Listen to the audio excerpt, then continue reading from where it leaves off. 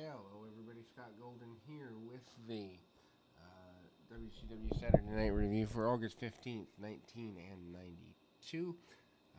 We've kind of got a little bit going with the WCW Saturday Night series. We're about, 15, 20 of these in. And we will continue. I've got about 100 and some odd here to check out. So take a journey with me through those. We've also got the full Mid-South Series, or almost full. We've got the WCW World Class Championship Wrestling Series, Superstars of Wrestling Series, so much old school classic stuff.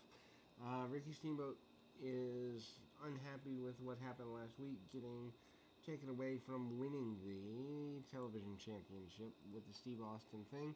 Enhancement talent match, Dustin Rhodes, who has been a major feature over the last little while. Justifiably so. But anyway, Rhodes manages to again be unhappy with, not necessarily having a tag team partner to take on Slater and Valentine, which is a really weird pairing to me. Rhodes stays on the arm of his opponent, kind of hooks on and stays there, kind of does a bow and arrow, kind of rolls through a little bit, stays on for quite a while, hits a lariat in the middle. Comes back pretty hard. I like Dustin Rhodes' lariat actually, and hits the Bulldog, gives him a victory in the end. And 1, 2, 3, there we go. Dustin basically says he wants the opportunities that have been set forward. Then we see a Johnny B. Bad match. Haven't seen one of those in a little bit. He is lighting up the Bad Blaster, Mike Thor, his opponent, and Johnny B. Bad still has not found his complete way. He doesn't do that in probably for another year or so. But series of arm drags almost akin to Ricky Steamboat's, not as deep, but the same basic premise, gives him an advantage. Thor, who I don't know much about, manages to take his man down short term just for a little bit here. Doesn't get all he wants to, but gets enough. Johnny B. Bad again gets the victory with the kickoff into the punch, and then ultimately the kiss that don't miss. Away he gets a victory after, kind of hitting that boxing style deal. We move into another match, fast moving at WCW Saturday Night on this occasion, as Big Josh is back in there, and he is making his way around. Short term though he may be, put on a little bit of pudge, but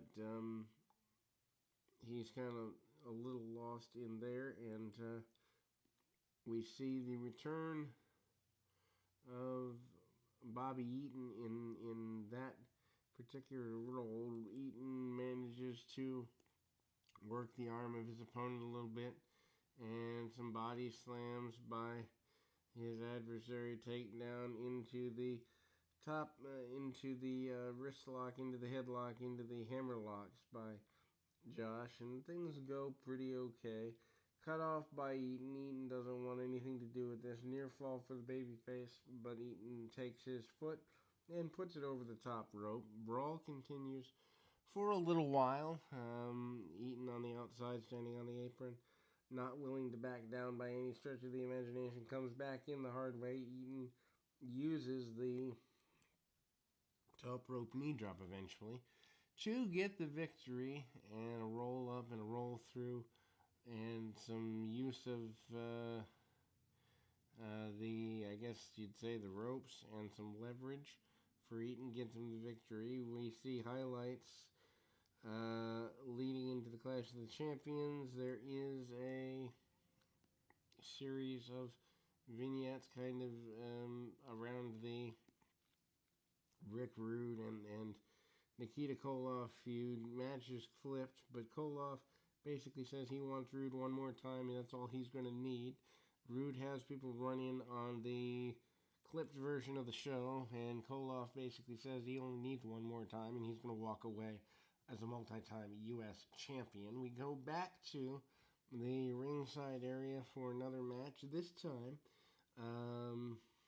enhancement style match. Vinny Vegas and Dallas Page are your main people in that one, and Vegas connection style stuff in an enhancement match. Dallas Page, years away from, probably about 4 years at this point away from really making it in WCW. But that kind of starts in 96, maybe early 97. But the flamboyant and often outspoken Dallas Page stays on his opponent, Vinny Vegas, aka Kevin Nash, comes in, tries to use really basic stuff. Odd to see Nash in pink. Pink and black is where they're going. Elbows and basic stuff.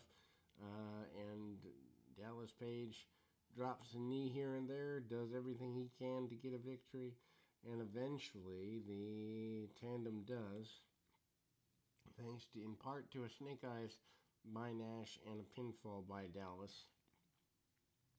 Larry Zbyszko cuts a promo that he's been around for, as he puts it, 17 glorious years.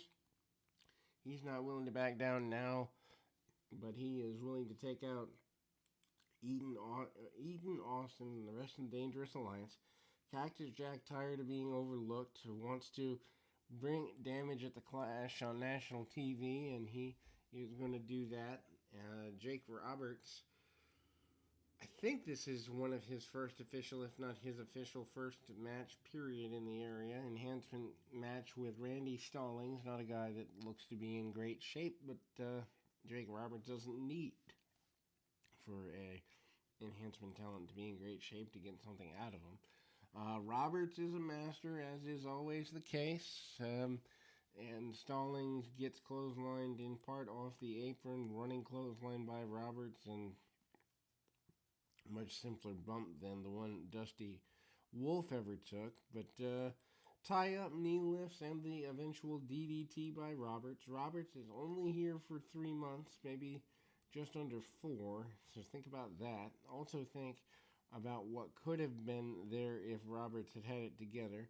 Roberts then goes and cuts a promo, basically asking if Jim Ross thinks Sting would use drugs, drink or drive, or do stupid things, and of course Ross repeatedly says no, and then Roberts wants to know why.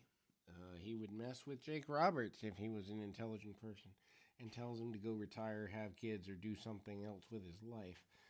Flying Brian Pillman and Tracy Smothers in a really good match here. Back around to not having the use of the top rope, so obviously Pillman a little bit limited. Pillman stays on the arm for the first couple of minutes. Does hit a, I guess you'd say close to expert drop kick after some fireman's carry stuff. Pillman really staying on the arm. They are hyping the eventual match between Brian Pillman and the current light heavyweight champion, Brad Armstrong. Armstrong, without a doubt, one of the better light heavyweights, but maybe doesn't get everything he wants out of that. A one-legged sliding drop kick by Pillman that doesn't look the least bit good because of the rules hamstringing by Bill Watts that had been put forward into things there.